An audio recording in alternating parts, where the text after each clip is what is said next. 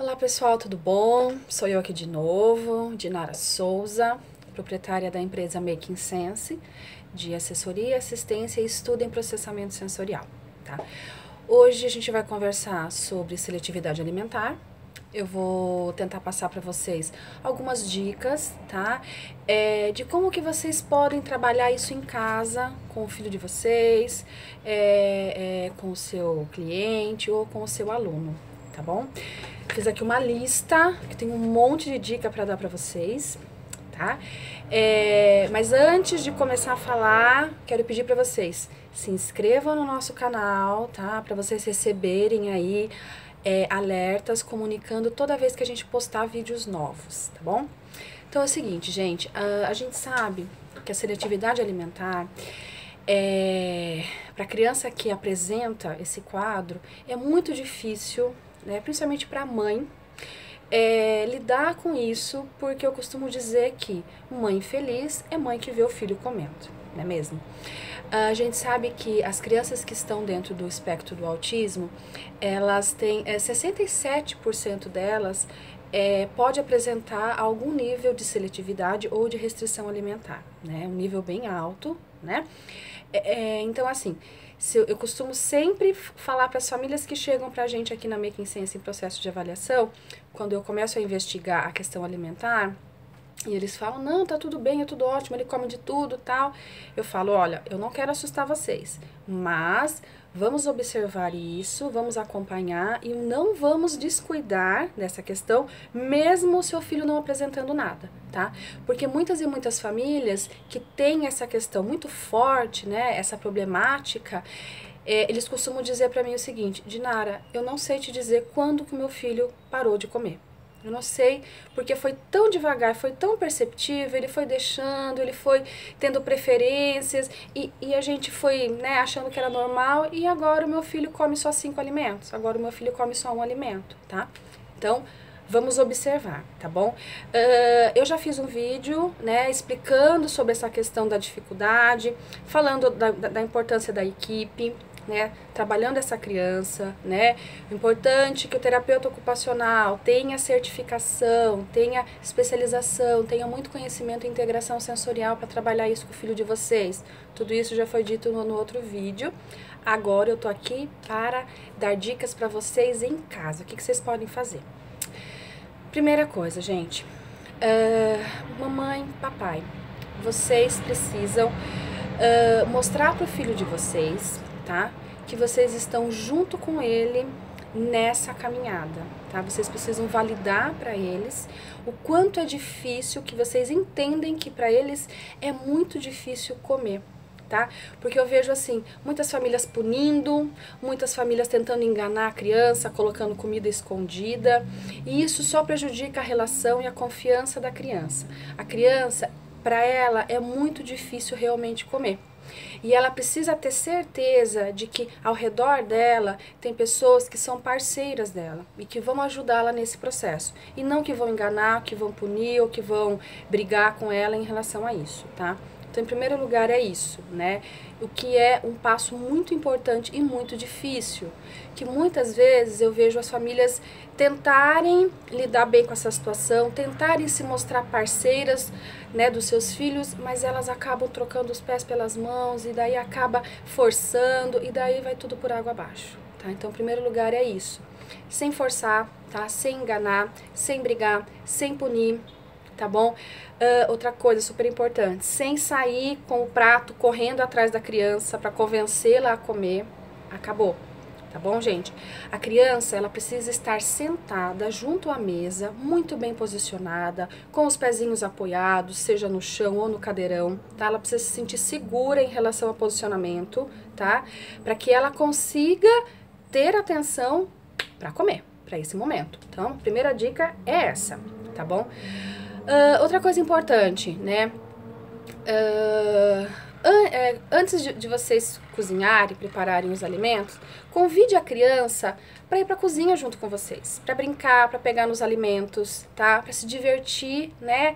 Com isso, assim, ela vai começando a sentir o cheiro, né, da comida, dos alimentos, ela vai tocando, ela vai brincando, né? Isso se torna algo interessante para ela, sem estar associado com sentar e comer.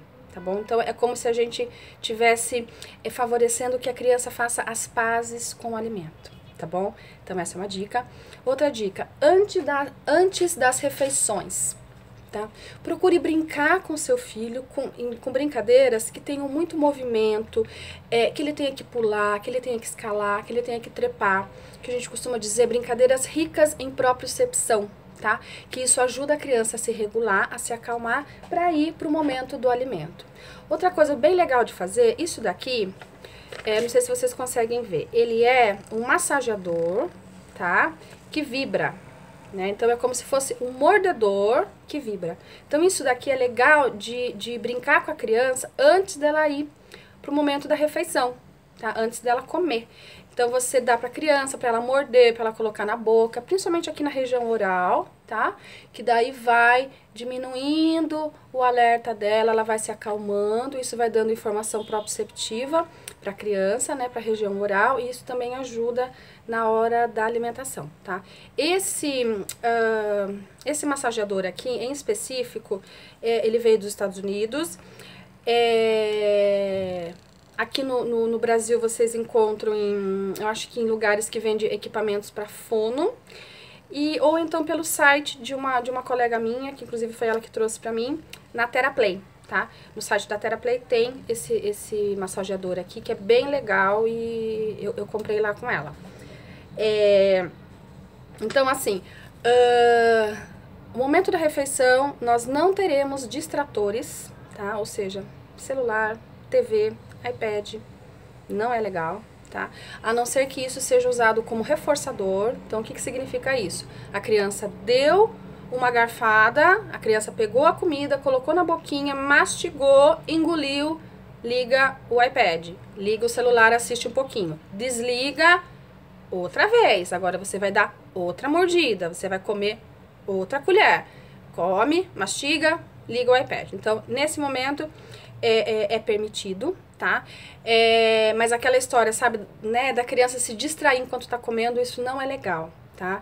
Porque a gente precisa que o cérebro dessa criança esteja todo preparado, todo voltado para esse momento do alimento, para que a gente consiga trabalhar essa sensibilização, né, da região oral dela, tá? O meu filho, Dinara, ele só come arroz e carne, tá? Ok, só come arroz e carne. Então, a gente vai ampliar esse repertório, né, que a gente chama, a gente vai aproximar os alimentos do repertório que ele já tem, pra gente conseguir ampliar esse repertório. Ou seja, não adianta você resolver, se o seu filho só come arroz e carne, não adianta você pegar e tentar fazer ele comer uma macarronada, tentar fazer ele comer uma feijoada. Não. Você vai ter que procurar alimentos que sejam parecidos com arroz e carne, tá? E colocar, então, por exemplo, se o seu filho come 3 colheres de arroz, você vai colocar 2 colheres e meia de arroz e a metade de algum outro alimento, entendeu? Pra ficar ali muito parecido com o arroz, tá? A carne, o meu filho Dinara só come carne frita, bife frito, né, grelhado, por exemplo. Tá, então você não vai, de repente, botar um peixe lá pra ele comer, né, porque vai dar uma diferença muito grande.